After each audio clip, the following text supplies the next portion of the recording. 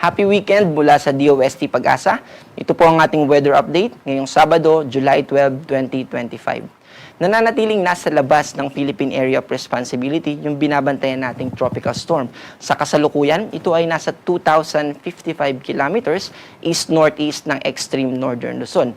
Ito ay walang direktang epekto at hindi ito makakaapekto sa anumang parte ng ating bansa. Ang magpapaulan at nagpapaulan po sa atin ay yung habagat na associated sa ating rainy season. At dahil sa habagat, asahan natin na magtutuloy-tuloy yung mga pag-ulan natin dito sa Palawan at Occidental Mindoro.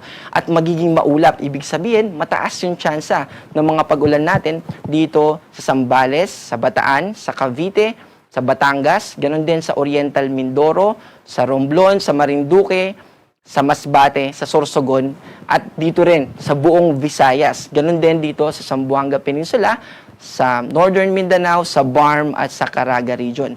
Kaya kung nasa biyahe po tayo, huwag po nating kalimutan na mag-ingat, lalo na kung tayo nagmamaneho at basa yung kalsada. Huwag din nating kalimutan kung nagko-commute tayo na magdala ng payong. Sa Metro Manila at sa natitirang bahagi ng ating bansa, mainly sa Northern Luzon, mababawasan po yung ating mga kaulapan at yung mga pag-ulan as compared no sa mga nakaraang araw. Pero, nandun pa rin yung tsansa no, or yung epekto ng mga localized thunderstorms. At mamaya po, subukan natin i-explain ano yung difference ng localized thunderstorm sa habagat. Yung localized thunderstorm po ay nangyayari ng locally lang. Ibig po sabihin ay mas maliitan na scale lang. Ito ay nangyayari kapag naiinitan yung ating kalupaan, nagkakaroon ng movement ng hangin paakyat at nagkakaroon ng mga kaulapan na dadalhin ng hangin at dun magpapaulan for a certain area at mas maiksing panahon lang po, minuto hanggang 1 oras. Pero yung pagulan po na dala ng habagat ay mas malawakan, mainly sa buong western part ng ating ng bansa, mainly dito rin sa western part ng Visayas sa ngayon. At tuloy-tuloy at mas matagalan po yung pagulan na dala ng habagat kaysa dito sa localized thunderstorm. Sa kasalukuyan ay wala naman po tayong mga cloud clusters na binabantayan, na-form naman o nabubuo naman yung mga cloud clusters kapag mababa yung atmospheric pressure. At sa physics, kapag yung palagi po nag-move higher pressure to lower pressure at kapag mababa yung atmospheric pressure sa isang lugar, mas malawakan naman po ito, hindi ito katulad ng localized thunderstorm. Kapag mababa yung lower atmospheric pressure, doon naman pupunta yung hangin at dahil papunta po doon yung hangin, magkakaroon ng updraft at doon nagkakaroon ng mga cloud clusters. At yung cloud clusters na yun, usually, doon din nagkakaroon ng mga circulations o yung tinatawag natin kapag nag-develop siya na low pressure area and eventually, kapag naging favorable o pabor doon sa cloud cluster na yun o sa low pressure area na yun, yung sitwasyon katulad ng mataas na temperatura ng karagatan, doon po nagkakaroon ng development ng isang bagyo. Para naman sa forecast natin bukas, asahan natin na magpapatuloy pa rin yung epekto ng habagat. Kaya asahan natin na dito sa southern and western part ng Luzon ay magiging maulap at mataas yung tsansa ng mga pag-ulan. Dito naman sa northern part ay mananatiling bawas yung mga kaulapan natin at ganoon din yung tsansa ng mga pag-ulan.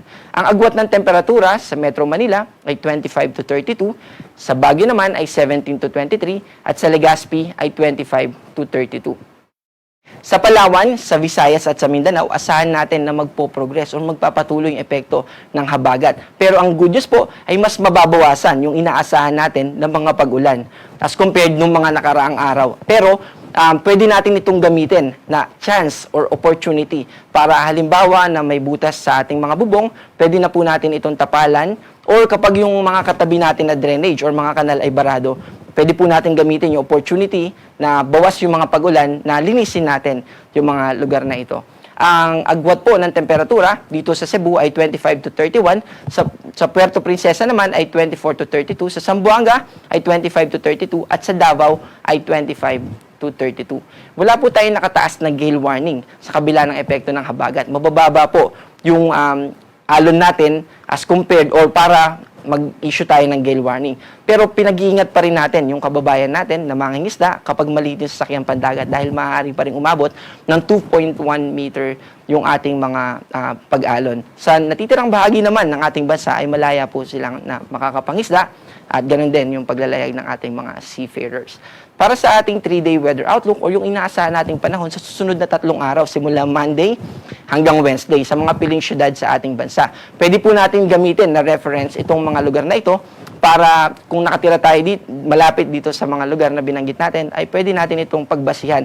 Pero, kapag gusto natin ng mas detalyadong information, halimbawa, kung uulan sa atin ng 2 to 3 hours, sa susunod na 2 to 3 hours, ay pwede tayong bumisita sa panahon.gov.ph.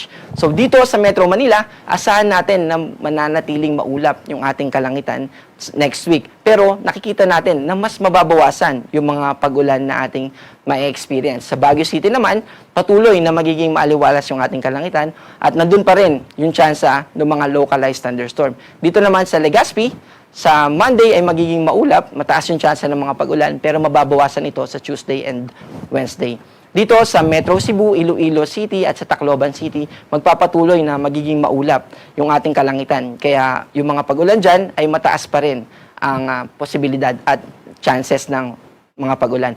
Sa Metro Davao, asahan natin na magiging maaliwalas yung ating kalangitan, bawas yung mga kaulapan.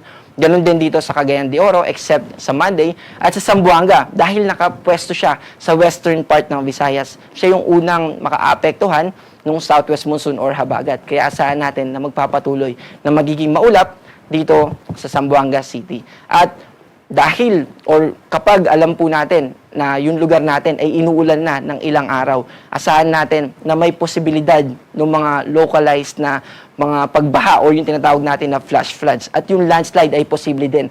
Kaya mag-ingat po tayo at maki-coordinate tayo sa ating mga local DRRM offices. Ang ating araw ay lulubog mamayang 6:30 p.m. at sisikat bukas ng 5:34 ng umaga.